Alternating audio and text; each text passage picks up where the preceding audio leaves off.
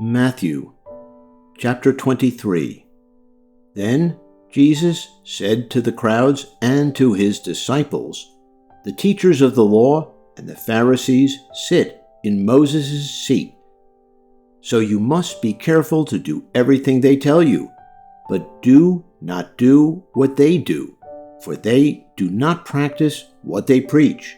They tie up heavy, cumbersome loads and put them on other people's shoulders, but they themselves are not willing to lift a finger to move them. Everything they do is done for people to see. They make their phylacteries wide and the tassels on their garments long. They love the place of honor at banquets and the most important seats in the synagogues. They love to be greeted with respect in the marketplaces and to be called rabbi by others. But you are not to be called rabbi, for you have one teacher, and you are all brothers. And do not call anyone on earth Father, for you have one Father, and he is in heaven.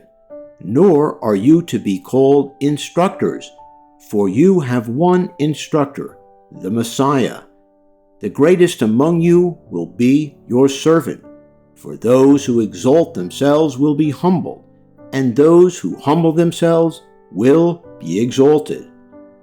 Woe to you, teachers of the law and Pharisees, you hypocrites! You shut the door of the kingdom of heaven in people's faces.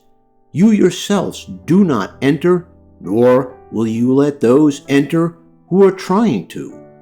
Woe to you, teachers of the law and Pharisees, you hypocrites! You travel over land and sea to win a single convert, and when you have succeeded, you make them twice as much a child of hell as you are. Woe to you, blind guides! You say, if anyone swears by the temple, it means nothing, but anyone who swears by the gold of the temple is bound to that oath. You blind fools!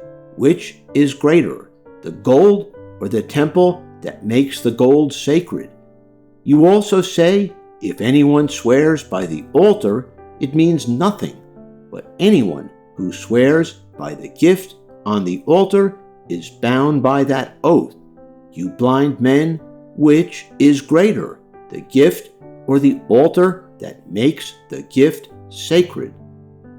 Therefore, anyone who swears by the altar swears by it and by everything on it.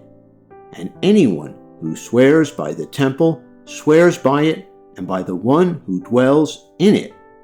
And anyone who swears by heaven swears by God's throne and by the one who sits on it.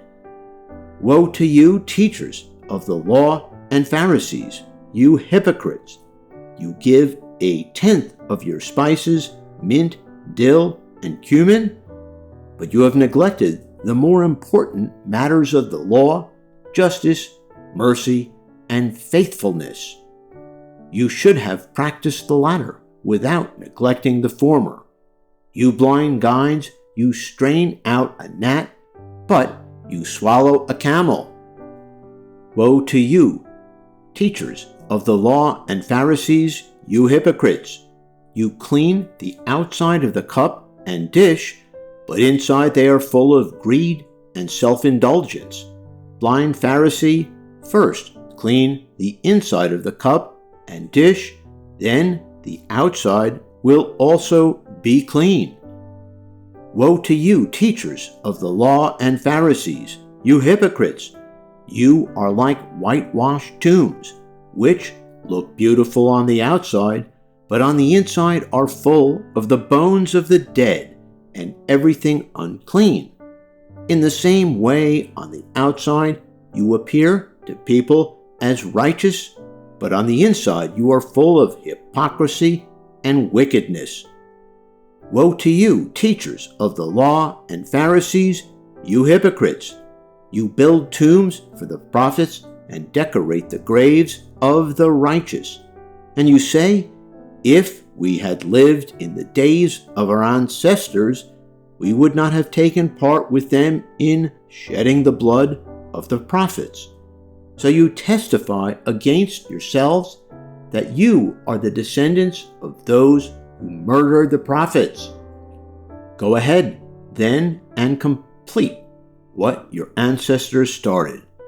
You snakes, you brood of vipers, how will you escape being condemned to hell? Therefore, I am sending you prophets and sages and teachers. Some of them you will kill and crucify. Others you will flog in your synagogues and pursue from town to town. And so upon you will come all the righteous blood that has been shed on earth, from the blood of righteous Abel to the blood of Zechariah, son of Berechiah, whom you murdered between the temple and the altar. Truly I tell you, all this will come on this generation. Jerusalem, Jerusalem, you who kill the prophets and stone those sent to you, how often I have longed to gather your children together as a hen gathers her chicks under her wings, and you were not willing. Look, your house is left to you desolate, for I tell you, you will not see me again until you say, Blessed is he who comes in the name of the Lord.